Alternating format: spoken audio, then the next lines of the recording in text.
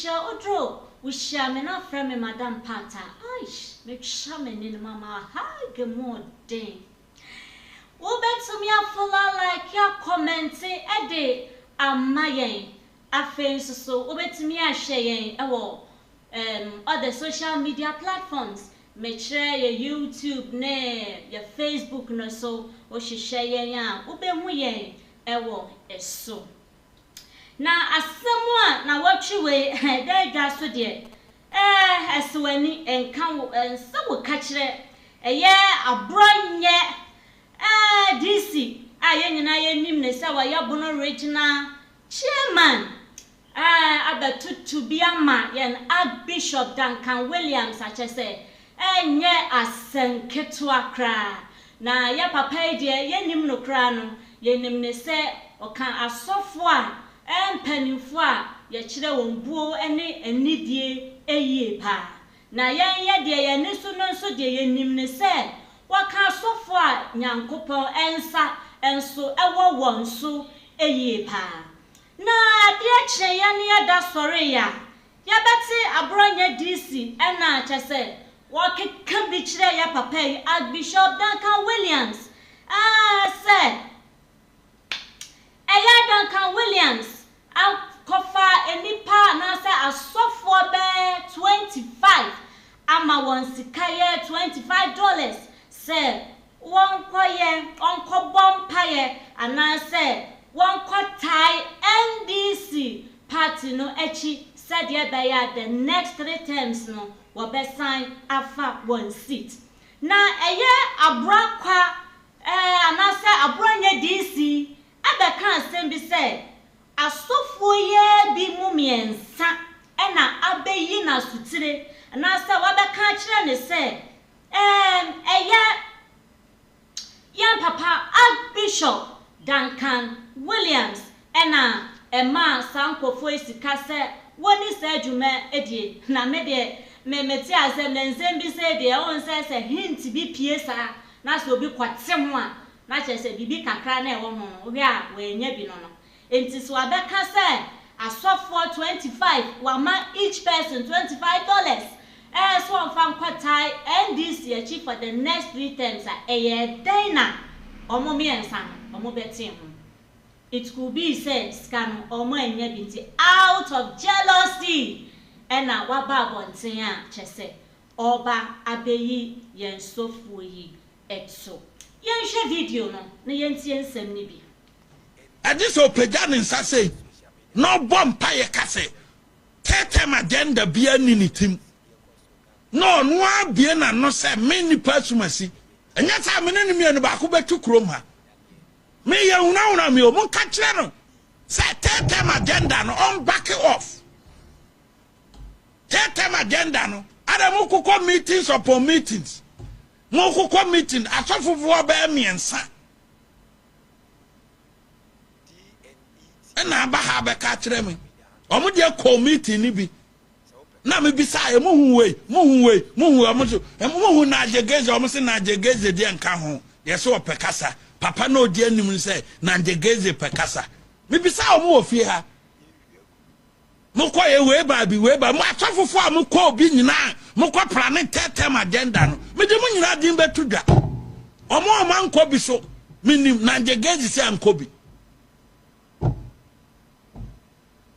Because Muso Pacasa Muso Koya or Baba Betre, where's one cobio? And so on some Abamiho. As a man may come was him. Copins out the Sanimba backing off. Eh, Casema, I will jail you spiritually. Who jail you? What to mean jail be? What to mean jail be spiritually? What to mean jail be a co jelly? John Benjamin spiritual. Me would jelly John Benjamin spiritual. Massaneno. Would jelly Benjamin spiritually a messaneno. Would jelly black rats spiritual a me. I promise you some messaneno and cobabia. And Janum Gano. So who was I would jelly you spiritually. I would jelly you spiritual. But jelly one spiritually. What to mean jelly be the best thing is a back off. Better back off. So I will tell agenda no. I will flash here and I will quite ye. Who quite Yamaniswa. Now yeah, I know the America. No ababe. Hey, baby amube kobia. Katrem say you can't do me foko. Upa beside. Wa busuma o soma omunyina. Jail me spiritually no. Nyankopon ni mu. It's a fact. Ghana ha ye wa sofufuo. Ye wa sofufuo pa kesia. Anya minimum. Me jail me spiritually, you know, say why just now can minimum over bosom so me didn't better from. Me didn't better from flat, order from Mabu Bono, the coming in fact. Babia Obacono, bosom now Obacono was say, jail this guy spiritually, bosom Mabuna to tune and say. And you don't even try because you're American and one American. Tinum, dear, say, but Jawa some kind. Some meeting now, Wokwa, our agenda. To say last, you know, what you say anti agenda, a presidential candidate now, or Bianca, you know. Madame catch you all. This time we are mistake about for no. Zafanat Pania, we didn't hear talk. I was on it, Hashafo.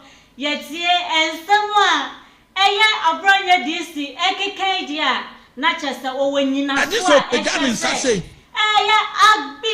Duncan Williams, not just a umfina me, dear Okeka Aquisino, was sister or jelly or more soon sumwa or no, or best son woman.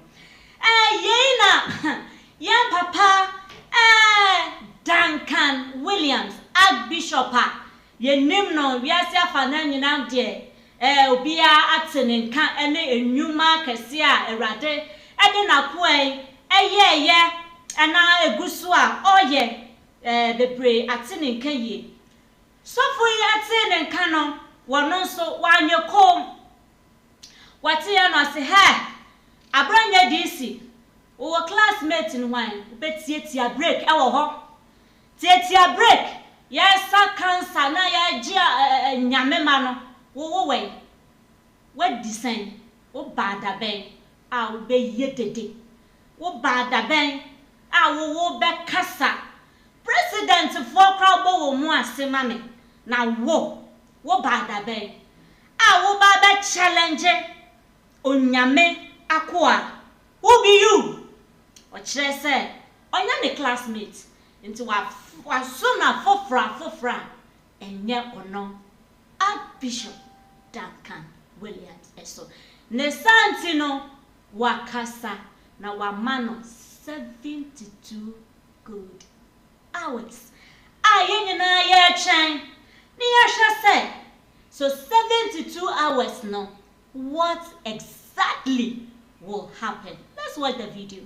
Today I'm very upset, and I'll tell you why I'm upset.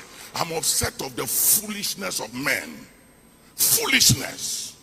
I couldn't sleep the whole night. Restlessness. I couldn't sleep. And I said, what generation is this? Who are these people that are so transactional? You can't build relationship with them. You don't return people's calls.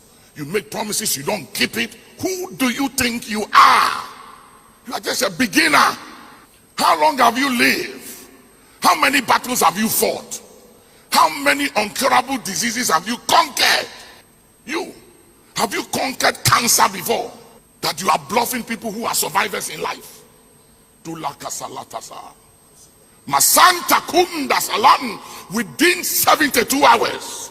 Dula isala aman sulung divalan kihan sulahana wahasalin dikatum. Interpret it. 72 hours. Interpret it. Then you will know the difference. You know the difference. That's all I'll say. Let their defenses depart from them. Let what is meant to be an advantage unto them become a disadvantage. Let their honors turn into dishonor, and let their favors turn into disfavor. Yea, let their access turn into scandal. Masalan kusan feli atunda kamsulan. Let the table that favors them become a snare unto them. Let their defenses depart. Let them be disinherited by another, and let another take their office. Let them err at unawares. Let them err at unawares. Musala Kazila. Musala Kazila. Don't ask me who has offended him. Nobody has offended me. I've just been watching over the years. And I go on the internet, social media, people lie. They lie. Somebody had the audacity to lie and to say that I gathered 25 bishops, gave them $10,000. Duncan Williams and so Adekye3musem. And then they now back say, Eya tons and I say, Kasa, and then they were bru bibuha, and was a chirechirem. Chirechirem, a man 72 hours. Chirechirem, may ye me dear at home, I ain't ya no, ama Kasa.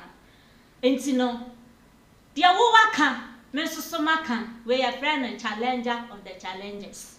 You do why you be who be who. What's the crowd free? Say, see, I will obey, and I will obey her, Jason. What's the when we were conquering cancer? Where were you? What she a crowd merade? Why, yes, and Jania can say a meradeno. Abronye DC. Who, Sabra now, make us a Kajamani in your crown. And I was a sea obano, Obeka Casa. Ah, and one year at the chairman. As if on there for a new chino. And Abronye DC, and so bad say, and was the worst of our power. Metro will pass. I was the word, dear. Men so medding, and media. Obia srowa, me Abronye DC, dear, me, Minsro, and your crown, minim wase. Minim wase. Say, Wabusia for Omunina a politicians. Ah, Minimu muye, a pa. And Nuntino, baby, a woo Bruno, me matraho. Inti so be a besuro one me, Abronye DC, me, Missy Minsro. If I won't be no foco, dear Ubetinia Yediano, yet na me, baby, a bet in a dian. She a war, yet ya face so, ya shed you betting queen. Every video no. Said you are no catch on so me, my brother. Mean to mean sure Duncan Williams. No catch no. Or no so throw me, my brother. Now me de me misro. Suffer Duncan Williams.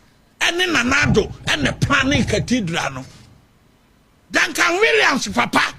No yet. CPP propaganda secretary. Our Santa reading.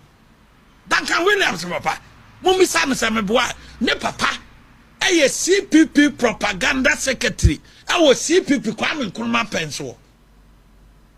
Duncan Williams, ne papa. A CPP propaganda secretary. No, so the Duncan Williams.